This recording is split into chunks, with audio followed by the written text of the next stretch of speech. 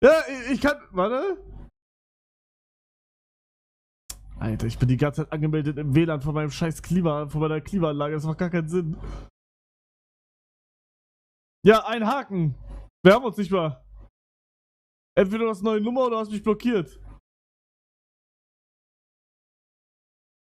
Habt ihr geschrieben?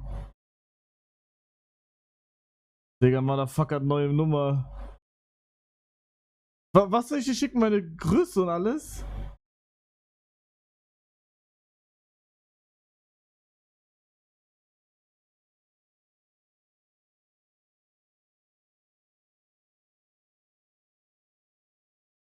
Warte.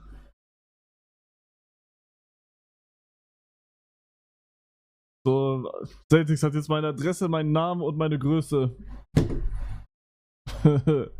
Ja, also findet ihr das nicht geil, oder was?